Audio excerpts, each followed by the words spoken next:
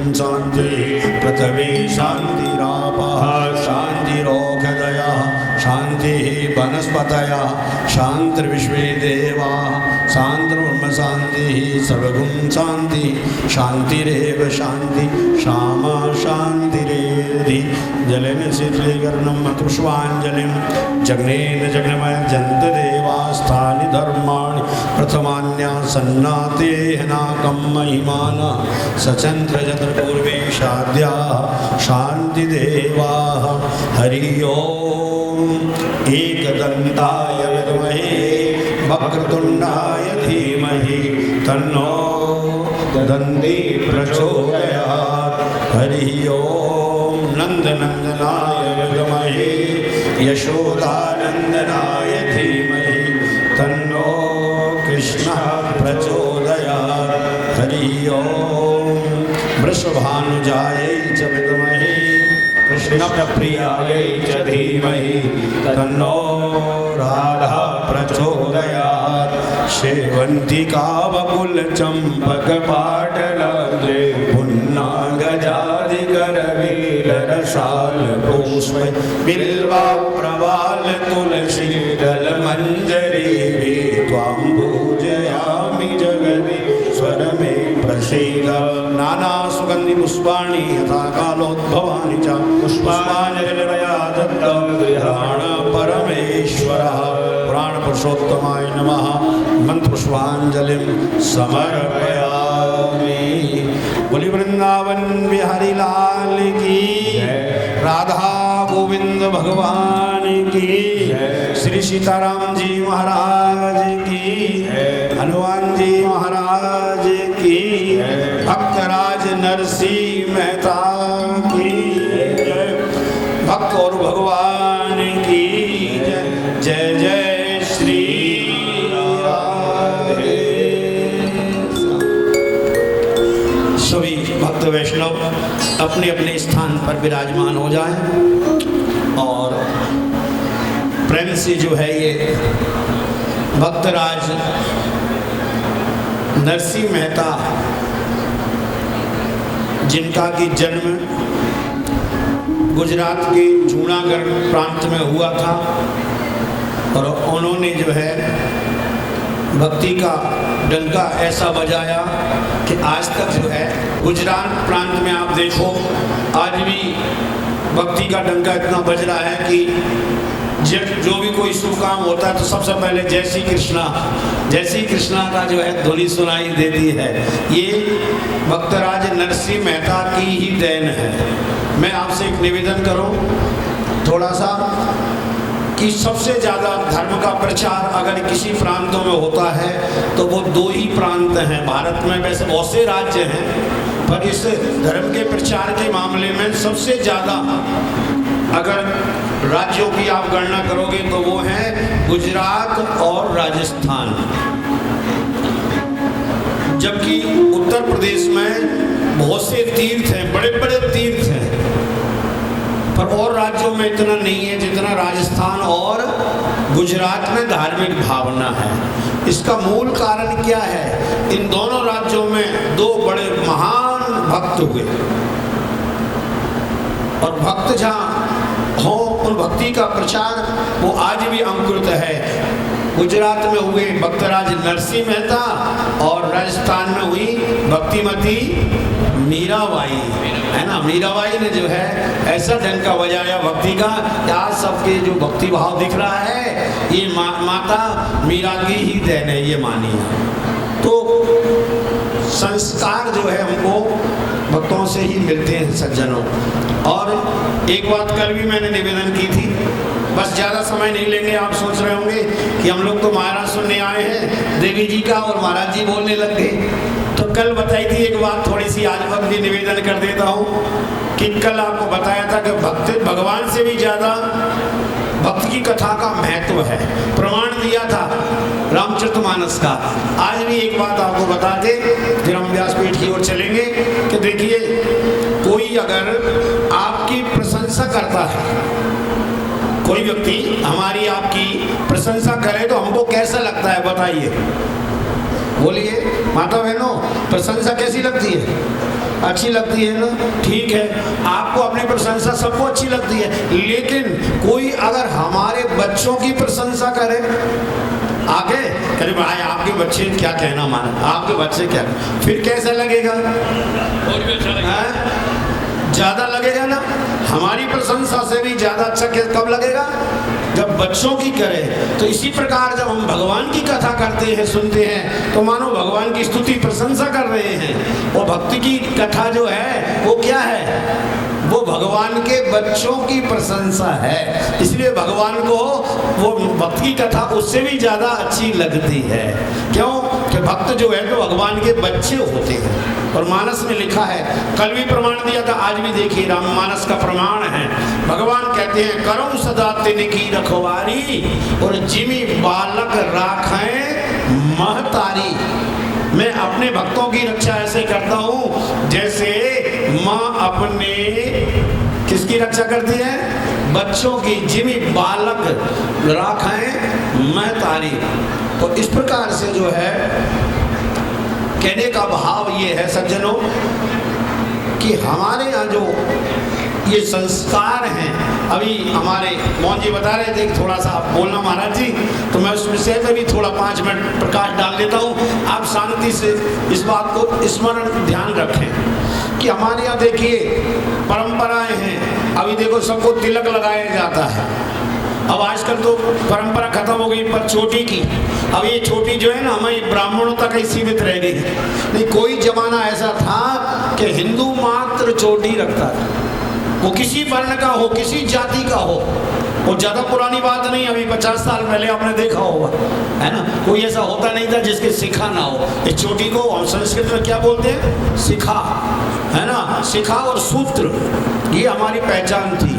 और चंदन, तिलक माने क्या है? चंदन। चंदन और चोटी, ये हमारी जो है पहचान थी। इसका क्या महत्व है सज्जनों? ये यौगिक क्रिया में हमारे अंदर 7 केंद्र होते हैं। कितने केंद्र हैं? 7 होते हैं। और 7 केंद्र के सबसे नीचे वो कुंडलिनी शक्ति सोई पड़ी हुई है। जब वो जागृत होती है तो 7 केंद्रों से ऊपर आते आते जब यह मस्तिष्क में आती है सज्जनों, तो जब हम तिलक लगाते हैं ना तो वो शक्ति उससे जागृत होती है। प्रणाम करते हैं। रामचरितमानस लिखा, प्रातः काल उठ के रघुनाथा मात पिता गुरु नावई माथा। प्रातः काल उठ के राम जी क्या करते थे? सबसे उठ के पहले गुरुजनों के चरणों में माथा नवाते थे। और कैसे? चरणों में रख के।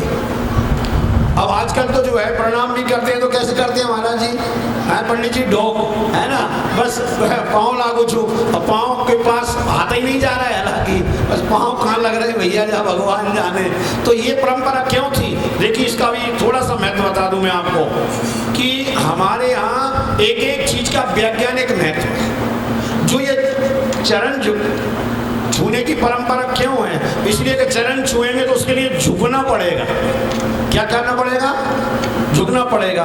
यानी कहीं से तो झुकना सीखे इंसान, है? अकड़ जो रहती है वो आदमी को क्या करती है? उठने नहीं देती है ऊंचा, और झुकना आदमी को ऊंचा उठाता है। देखो आपको बहुत बढ़िया बात बताऊं, शायद आपने पहली बार सुनी होगी ऐसी बात, बहुत ध्यान से सुने। क्या कि जब आप चढ़ाई पे चढ़ते हैं, आप सबका अनुभव रहा होगा पहाड़ियों पे चढ़ने का, सबका होगा। देखो प्रकृति नहीं दे रखा है, प्रकृति ने बैलेंस बनाया हुआ है। जब आप चढ़ाई पे चढ़ते हो तो ये बात बताओ कि आपका शरीर झुक जाता है कि अकड़ जाता है? बोलो क्या होता है? झुक जाता है ना। चढ़ते से ऑटोमेटिक झुकाना नहीं पड़ता है, स्वतः झुक जाता है, देखा होगा आपने। अच्छा, जब उतरते हैं तो क्या होता है? झुकता है क्या? नहीं झुकता महाराज, झुक के कोई उतर ही नहीं सकता। और अब ऑटोमेटिक जब उतरोगे तो शरीर अकड़ जाएगा, और जब चढ़ेंगे तो क्या हो जाएगा? झुक जाएगा। यानी ये प्रकृति बता रही है कि जीवन में अगर जिसने झुकना सीख लिया, इसका मतलब वो उन्नति कर रहा है, ऊपर जा रहा है, चढ़ रहा है। और अकड़ रहा है तो क्या हो रहा है? नीचे गिर रहा है, पतन हो रहा है उसका। इसलिए हमारे एक एक चीजों का बहुत बड़ा महत्व है सज्जनों। और दूसरी बात, जब ऊपर चल जाएं हम लोग, झुकना सीख जाएं तो क्या हो? ऊपर पहुंचने के बाद क्या करें? सुंदरकांड की एक बहुत सुंदर पंक्ति है। हनुमान जी महाराज ऊपर चढ़ गए, सिंधु तीर एक भूधर सुंदर, कौतुक पूंद चढ़े उता ऊपर। और जब ऊपर पहुंचे तो क्या किया, बोले बार बार रघुवीर संभारी। तो किसी ने कहा हनुमान जी से, ये आप बार बार याद क्यों कर रहे हो, नीचे थे तो एक बार में ही प्रवेश नगर कीजिए सब काजा, एक बार में ही आपने इस चल दिए और ऊपर जाके बार बार याद कर रहे हो। हनुमान जी ने कहा मैं ये दुनिया को सूत्र दे के जा रहा हूं कि जब ऊंचाई मिल जाए ना तो प्रभु को बार बार याद करो कि हे गोविंद ये ऊंचाई आपकी दी हुई है, आपकी दी हुई है, आपकी दी। कभी भूलो मत इस बात को, हनुमान जी ने हमको सूत्र दिया, बार बार याद करो उनको। और जो भूल जाते हैं तो भगवान हनुमान जी कहते हैं पर उनको गिराने में भी देर नहीं लगती है, वो धड़ाम से फिर नीचे जाते हैं, फिर पता चलता है अरे आप भी थे, हमको तो पता ही नहीं था, ईश्वर का पता चलता। तो ऐसे एक एक सूत्र बहुत ही जो है जीवन में उपयोगी है। और हम लोग तो बैठे जन उपयोगी भवन में हैं, ये सब भवन का नाम है जन उपयोगी। तो ऐसे ही आपको मायरे में भी देवी जी के द्वारा बहुत सुंदर एक से एक बहुत बढ़िया सूत्र मिलेंगे, जन उपयोगी जो है सूत्र हम लोग इनको श्रवण करें।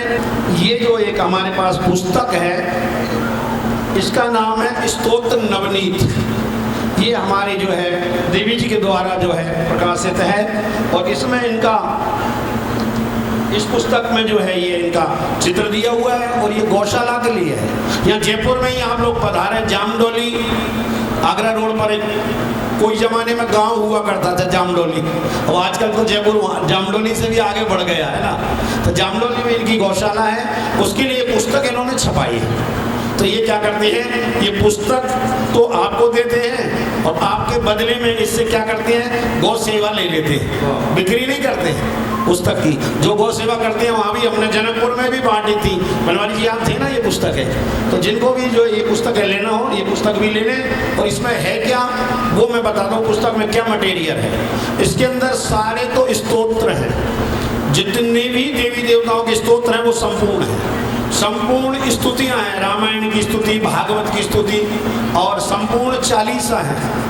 जितने भी चालीसा है ना, हनुमान चालीसा, राम चालीसा, श्याम चालीसा, गायत्री, शिव चालीसा, सारे चालीसा इसके अंदर है। सारी आरतियां हैं, कोई आप करते हो ना कि पूजन कर रहे हो, संतोषी माता की पूजन की आरती कहाँ मिलेगी, इसमें मिल जाएगी। लक्ष्मी जी की आरती, जितनी भी आरती हैं संपूर्ण आरती इसमें दे रखी है हमने। और भी बहुत से सिद्ध मंत्र हैं, ये बच्चों के लिए जो है प्रातःकाल उठ के हमको किस देवता का स्मरण करना चाहिए, गोग्रास निकालते समय कौन सा मंत्र बोलना चाहिए, और जो है भोजन करते समय कौन सा मंत्र बोले, ये भी मंत्र इसमें दे रखे हैं। कुछ बिना पत्रिका के बहुत अच्छे अच्छे पद हैं और बहुत संग्रह है। हम आपको पूरा बताने लग जाएंगे ना तो बहुत समय हो जाएगा इस पुस्तक के बारे में। इस पुस्तक के बारे में तो ये है कि अगर आप गौ सेवा नहीं भी करना चाहो तो एक बार इसको ले जाओ। और हमारे यहाँ पारिक जी बैठे हुए हैं, बालकृष्ण पारिक जी, थोड़ा खड़े हो जाएं पारिक जी, इनके पास नाम लिखा दें और पुस्तक ले जाएं आज, और कल पढ़ के वापस आएं। अगर अच्छी लगे तो गौ सेवा करें, नहीं तो वापस जमा कर दें लाइब्रेरी की, जैसे जैसे लाइब्रेरी से लेके जाते हैं ना पुस्तक है ना, एक बार पढ़ ले जाएं घर पे, और आपको उपयोगी लगे तो खुद भी खरीदें और दूसरों को भी दिलाएं पुस्तक। और अब ज़्यादा विलम्ब न करते हुए हम व्यासपीठ की ओर चलते हैं। और व्यासपीठ से पहले मंगलाचरण श्रवण करेंगे, फिर भगवान नाम संकीर्तन, उसके बाद भक्तराज नरसिंह मेहता का पावन चरित्र। बोलिए राधा गोविंद भगवान की जय। राधे जय श्री राधे, राधे जय श्री राधे, राधे जय श्री राधे।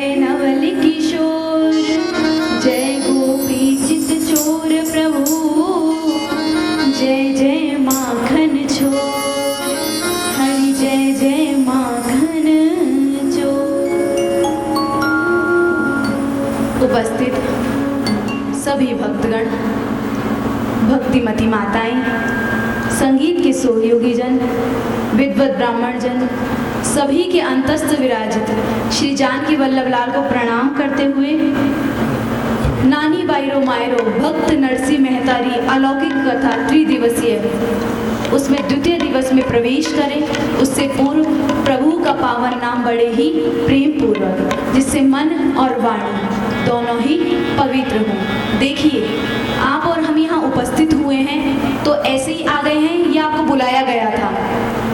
बुलाया था, निमंत्रण दिया था, व्हाट्सएप पे मैसेज किया था, कॉल पे महाराज खूब मनमुहारे की थी, जब जाके आए। हम कौन हैं?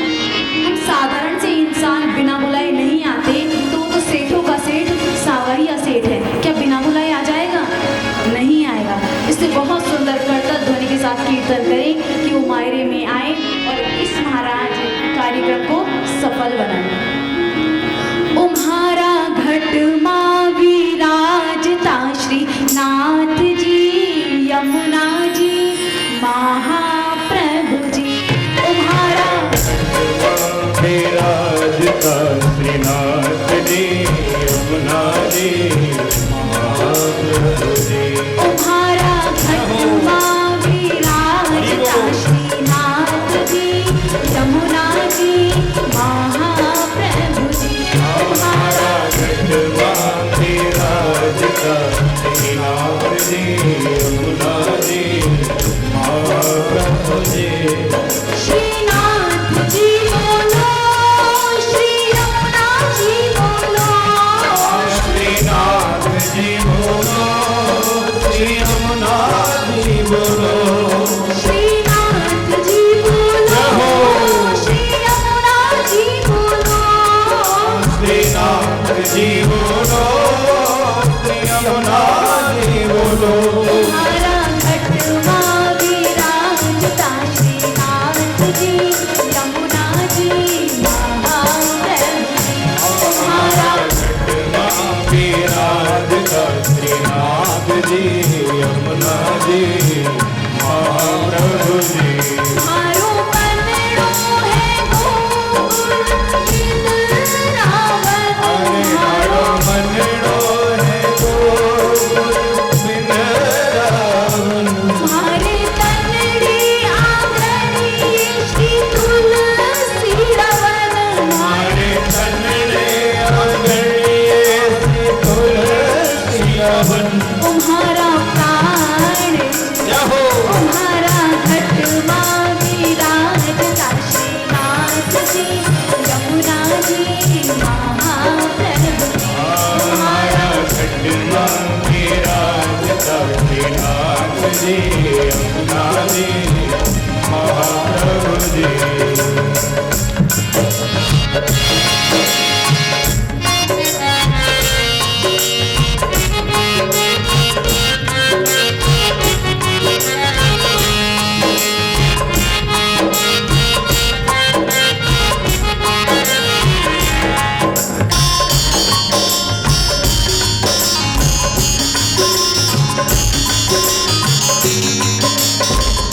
तुम्हारी मनड़ी आंगनी श्री महाकृष्ण जी। हमारे कन्नड़े आंगड़िए श्री महाकृष्ण जी। तुम्हारी आज्ञा देखे गिरधारी रे हरि। हमारी आज्ञा देखे गिरधारी रे हरि। तुम्हारो तन मन करूं इन पे वारी रे हरि।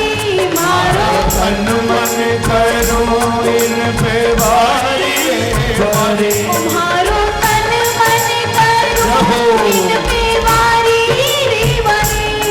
मारो तन मन करो इन पे वारी वारी। तुम्हारा श्याम मुरारी, तुम्हारा घटवा विराजता श्रीनाथ जी, यमुना जी, महाप्रभु जी।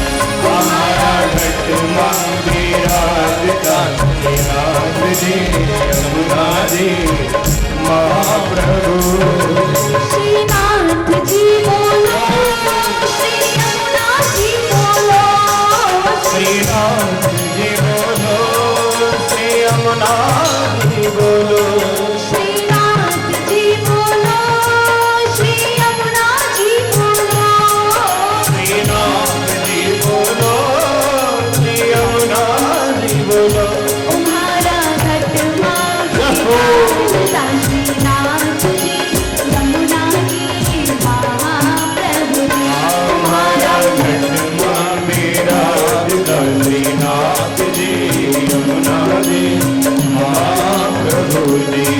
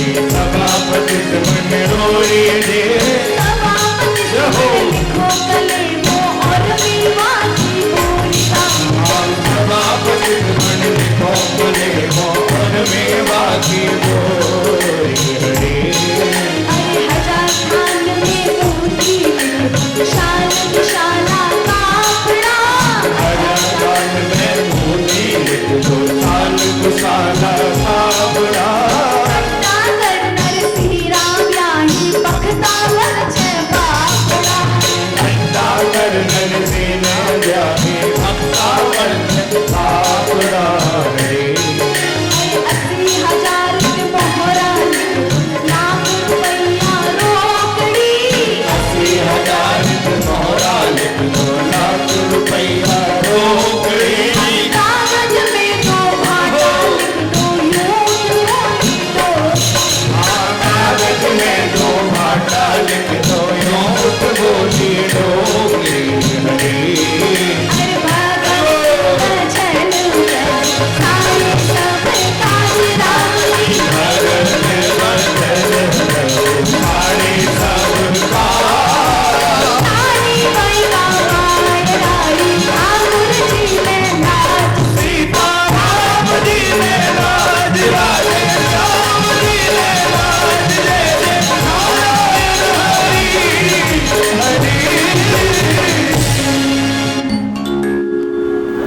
कल के हमने प्रसंग में सुना कि नरसिंह जी का कैसे प्राकट्य हुआ, उसके बाद किसने उन्हें वाणी प्रदान की, उनका विवाह कैसे हुआ, संतान आदि आदि कथाओं का श्रवण हमने कल किया। देखिए ये जो लीलाएं कथाएं होती है ना, ये बहुत थोड़ी होती हैं। ठाकुर जी आए, मायरा भरा और चले गए, कितनी छोटी सी लीला है। भगवान गोपी के घर गए, माखन चुराया और माखन चुराकर चले गए, कितनी सी लीला है। लेकिन उन्हीं लीलाओं को महाराज सुन सुनकर आज हम कृतकृत्य हो रहे हैं और आनंद ले रहे हैं। कैसे?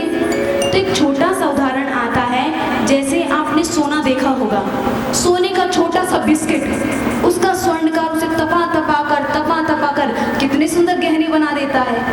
होता सोना इतना सा है, लेकिन उसे आग में तपा कर अपनी कला के माध्यम से उसका हार बना देता है, अंगूठी बना देता है, कंगन बना देता है। लेकिन जो अनाड़ी होते हैं वो नहीं समझ पाते, ना ही वो इतना सुंदर गहने बना सकते हैं। उसी प्रकार ये जो लीलाएं कथाएं हैं, ये बहुत थोड़ी सी हैं और बहुत थोड़े समय में हो गई हैं, लेकिन संतों ने, भक्तों ने इसमें रस ले लेकर इसे इस प्रकार प्रस्तुत किया है कि आप और हम सबको सुन के आनंद आ रहा है। देखिए, भोजन बनाना एक कला है और परोसना दूसरी कला।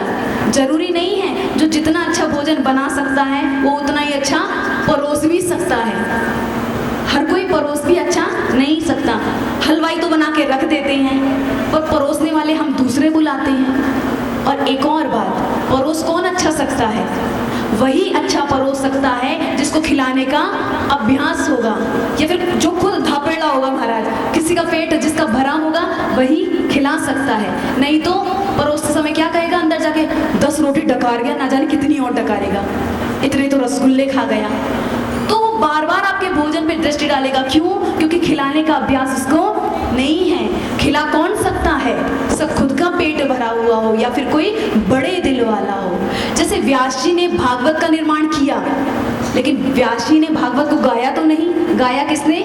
सुखदेव जी ने। और जब सुखदेव जी कथा गाते हैं तो स्वयं व्यास जी भी सुनते हैं। क्यों? क्योंकि महाराज बना देना एक अपनी कला है और उसको प्रस्तुत करना वो एक अपनी कला है। हर कोई प्रस्तुत नहीं कर सकता।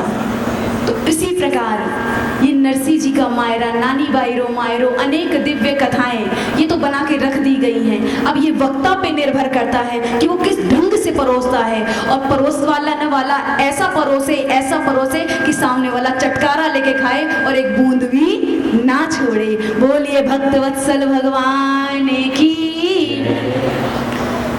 हम कथा में प्रवेश करें उससे पूर्व कल कुछ बच्चों ने ये पूछा था कि आपने ये तो बताया कि नरसिंह जी का जन्म 1470 ईस्वी में जूनागढ़ में हुआ, पर किस महीने में और किस तारीख को हुआ था ये तो आपने बताया ही नहीं। तो देखिए, पहले जब जन्म होता था तो कोई नोट नहीं करता था, अंदाजा लगाया जाता था एकादशी को हुआ कि पूर्णिमा को हुआ कि उस दिन अंधेरी रात थी या आधे 3 पहर बाद हुआ। तो उसी प्रकार नरसिंह जी के भी जन्म में मतभेद है। दिनांक तो है ही नहीं, लेकिन 1400 कोई बोलता है 1417 में प्राकट्य हुआ, कोई बोलता है 1470 ईस्वी में। इसमें भी मतभेद है। लेकिन हमें इन प्रपंचों में तो क्या पढ़ना, नरसिंह जी ने कैसे भगवान को प्रकट किया, ये हमारे लिए प्रमुख बात है। लेकिन बच्चों ने जिज्ञासा की थी तो उनको बता दें, हमने गूगल पे सर्च कर लिया, किताबों में जांच लिया, पर कहीं भी तारीख का उल्लेख नहीं है। क्यों? क्योंकि जिज्ञासु को बताना चाहिए। महाराज, जिज्ञासु को बताने पर वक्ता को भी पुण्य मिलता है, और सामने वाला जानना ही नहीं चाहता, आप जबरदस्ती कथा सुनाओ, आपको भी पाप लगेगा और उसको तो लगेगा ही लगेगा। जैसे एक दृष्टांत के बाद नानी बायरे मायरा में आपा प्रवेश करा। एक राजा था महाराज, उसने जब भगवान के बारे में सुना तो बड़ा ही नास्तिक प्रवृत्ति का। वो कहता कि भगवान होते हैं तो दिखा दो, भगवान, यदि आप कहते हो भगवान भगवान तो भगवान है तो दिखा दो। अब तो उसके नगर में जितने भी मंदिर थे उसे समस्त मंदिरों को मिटाने के लिए कह दिया कि जाओ सैनिकों, सारे मंदिरों को मिटा दो। एक संत गुजर रहे थे। संत ने कहा कि भगवान हमारा पालन पोषण करते हैं, ऐसा नहीं करते, मंदिर मिटाने की बात कर रहे हो। तो राजा कहता है मेरी कुछ जिज्ञासाएं हैं, यदि उस जिज्ञासा का नाश कर दो तो मैं मंदिर रहने दूंगा अथवा समस्त मंदिरों को मैं मिटवा दूंगा। संत ने कहा पूछो क्या प्रश्न है। तो 3 प्रश्न हैं हमारे। पहला प्रश्न कि भगवान एक हैं या अनेक हैं। दूसरा प्रश्न यदि भगवान हैं तो दिखते क्यों नहीं हैं। तीसरा प्रश्न कि भगवान इस समय क्या कर रहे हैं। तीनों प्रश्न जब किए तो यहाँ संत ने कहा कि राजा है तो बड़ा बुद्धिमान, कठिन प्रश्न पूछे हैं बड़े। तो कहा राजा एक बात बताओ, इन प्रश्नों के समाधान तुम स्वयं जानना चाहते हो या चाहते हो कि सब लोग सुने उत्तर। तो कहा सब सुनेंगे तो और आनंद आएगा। तो कहा जाओ तुम्हें 1 महीने का समय देते हैं, 1 महीने में तुम जनताओं को श्रोताओं को जोड़ो, हम 1 महीने बाद पुनः आएंगे। यहाँ राजा तो जनता जोड़ने लगा, वहाँ संत एक किसान के पास गए और किसान से कहते हैं किसान तुम्हें साधु बनना है।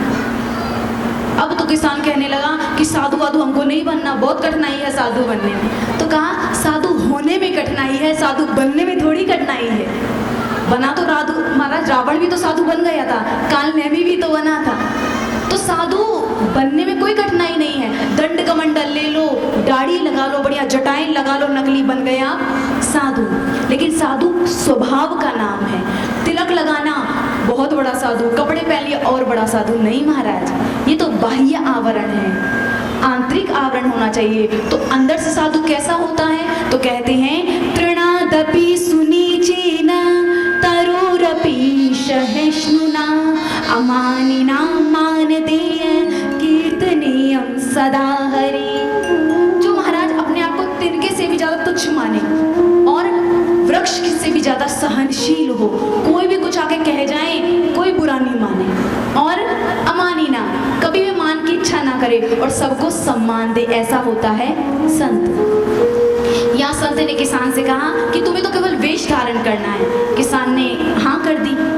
अब तो संत ने किसान का वेश धारण कर लिया, ऊंची धोती पहन ली, बढ़िया चांदी के कड़े पहन लिए, पगड़ी बांध ली, और यहाँ जो किसान था वह साधु के रूप में हो गया और कहा सुनो तुमसे राजा कुछ प्रश्न करेंगे, तुम्हें बस इतना कहना है, इतने से प्रश्न, इनका उत्तर तो हमारा ये घास काटने वाला किसान दे देगा, बस तुम्हें इतना कहना है, आगे सारी जिम्मेदारी हमारी। यहाँ 1 महीना बीता, किसान संत ने समस्त श्रोताओं को एकत्रित किया और राजगद्दी पर बैठ के बोलते हैं कि साधु अब हम वही 3 प्रश्न दोबारा दोहराते हैं। पहला प्रश्न कौन सा, भगवान एक हैं या अनेक। दूसरा प्रश्न कि भगवान दिखते क्यों नहीं हैं, और तीसरा प्रश्न कि वो इस समय क्या कर रहे हैं। अब तो जो किसान बना हुआ था वो साधु, तो वो कहता है इतने से प्रश्न, इन प्रश्नों का जवाब तो मेरा ये घास काटने वाला दे देगा, एक घास काटने वाले दे जवाब। अब तो बेचारा किसान बस जो लाइन रटी हुई थी वो बोलकर बैठ गया। घास काटने वाला खड़ा हुआ और कहा कि राजा हम आपके प्रश्नों का उत्तर देंगे। राजा ने कहा कोई भी दो, यदि मुझे संतोष हुआ तब तो मंदिर रहेंगे अथवा समस्त मंदिरों को मिटा दिया जाएगा।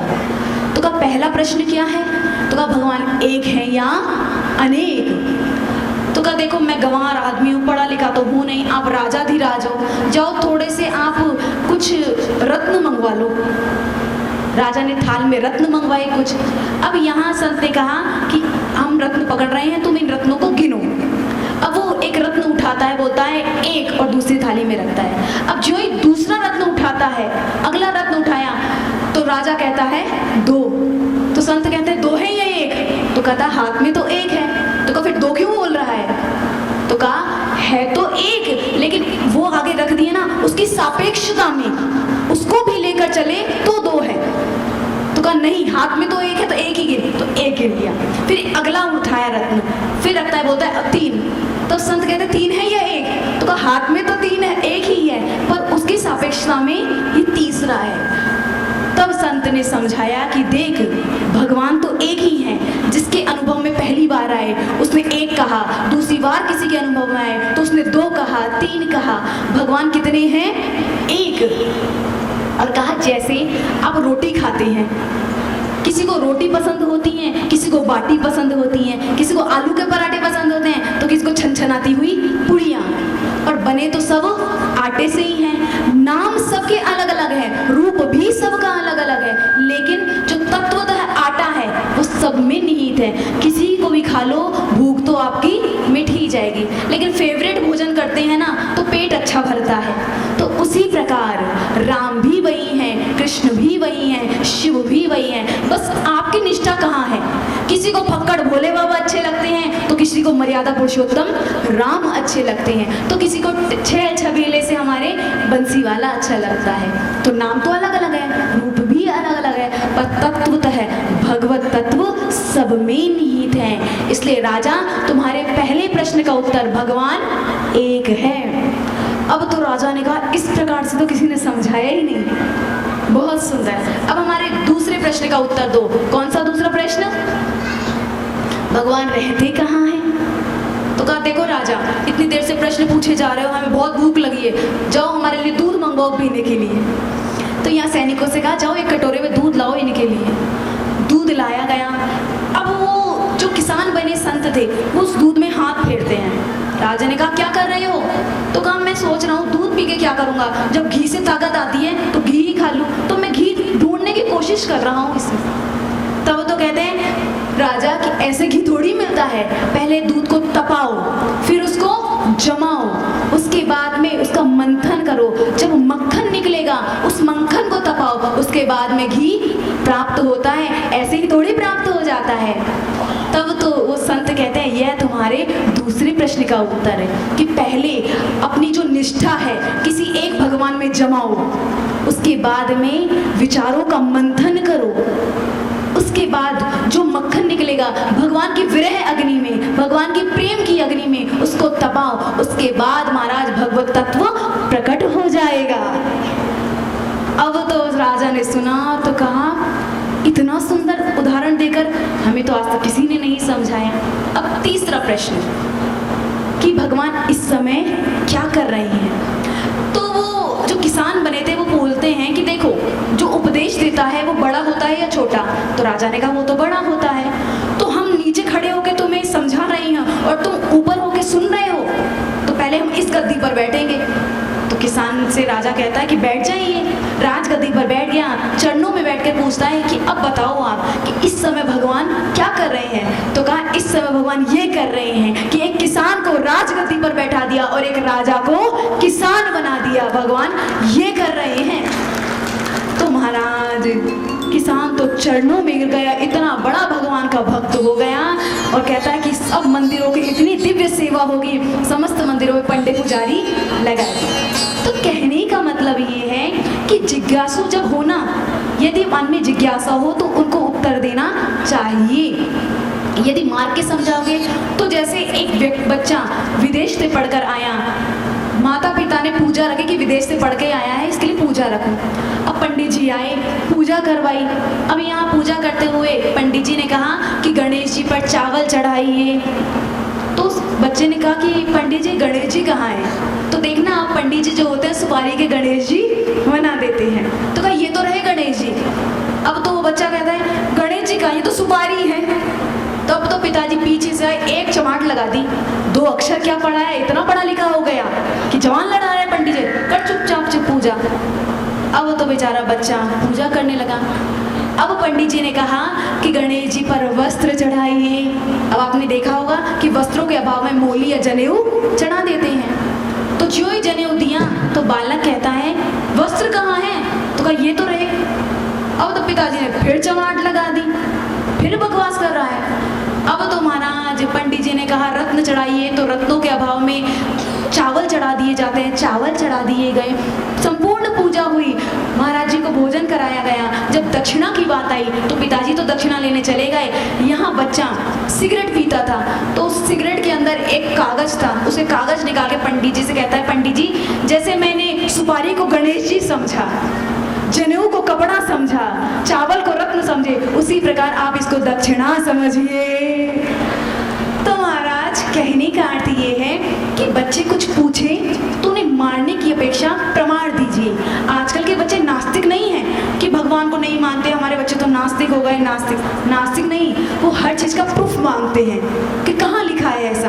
और हमारे शास्त्र तो हर चीज़ का प्रमाण देते हैं। महाराज मंदिरों में घंटी क्यों बजाई जाती है, दीपदान क्यों किया जाता है, माला क्यों चढ़ाई जाती है, हर चीज़ का प्रमाण है। तो हमें करना ये चाहिए कि पिटाई की बजाय उन्हें प्रमाण देना चाहिए। पर खुद ही पढ़ेला कौन ही, तो बच्चा ने कहीं से बैठ। तो महाराज पहले खुद पढ़िए, शास्त्रों का अध्ययन कीजिए, उसके बाद बच्चों को समझाइए। बोलिए भक्त वत्सल भगवान की। आइए एक पद का गायन करें, उसके बाद मायरे में प्रवेश। मोहन से दिल क्यों लगाया है, ये मैं जानूं या वो जाने। मोहन से दिल क्यों लगाया है, मैं जानूं या वो जाने। छलिया पर दिल क्यों आया है, ये मैं जानूं या वो जाने। छलिया पर दिल क्यों आया है, मैं जानूं या वो जाने। ये मैं जानूं या वो जाने, ये मैं जानूं या वो जाने। ये मैं जानूं या वो जाने, मैं जानूं या वो जाने। मोहन से दिल क्यों लगाया है, ये मैं जानूं या वो जाने। मोहन से दिल क्यों लगाया है, मैं जानूं या वो जाने।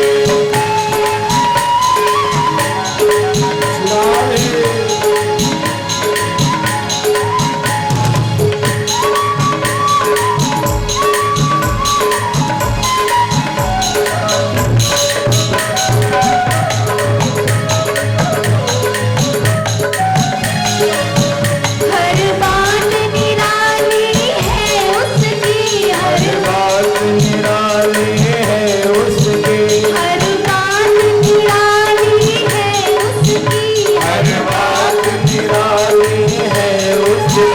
हर बात में है एक टेढ़ापन, हर बात में है एक टेढ़ापन, हर बात में है एक टेढ़ापन। हर बात में है एक टेढ़ापन। तेरे पे दिल क्यों लगाया है, ये मैं जानूं या वो जाने।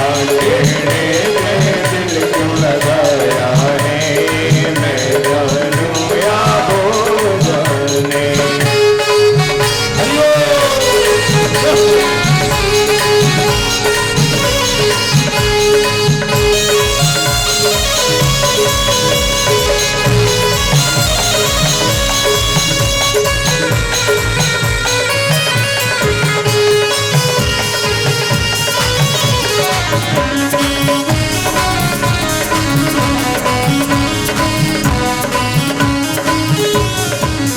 जितना दिल ने उसे याद किया, जितना दिल ने उसे याद किया, उतना जग ने बदनाम किया। उतना जग ने बदनाम किया। जितना दिल ने उसे याद किया, जितना दिल ने उसे याद किया, उतना जग ने बदनाम किया। उतना जग ने बदनाम किया। बदनाम का फल क्या पाया है, बदनाम नाम का फल क्या पाया है, मैं जानूं या वो जाने। बदनाम नाम का फल क्या पाया है, मैं जानूं या वो जाने।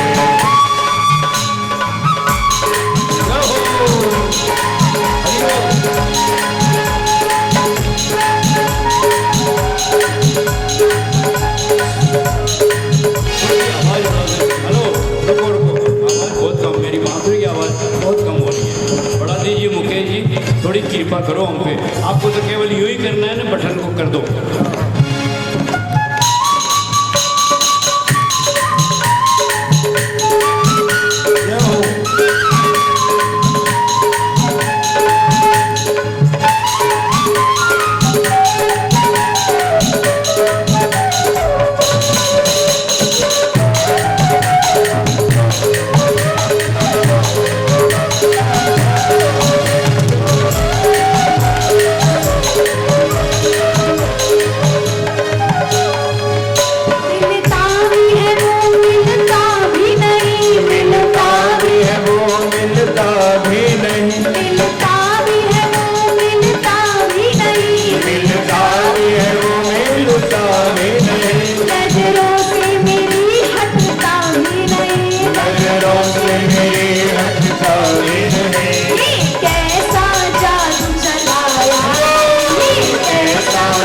जादू चलाया है, ये मैं जानूं या तू जाने, कैसा जादू चलाया है, मैं जानूं या वो जाने। ये मैं जानूं या वो जाने, ये मैं जानूं या वो जाने, ये मैं जानूं या वो जाने, मैं जानूं या वो जाने। मोहन से दिल लगाया है, ये मैं जानूं या वो जाने, मोहन से दिल क्यों लगाया है, मैं जानूं या वो जाने।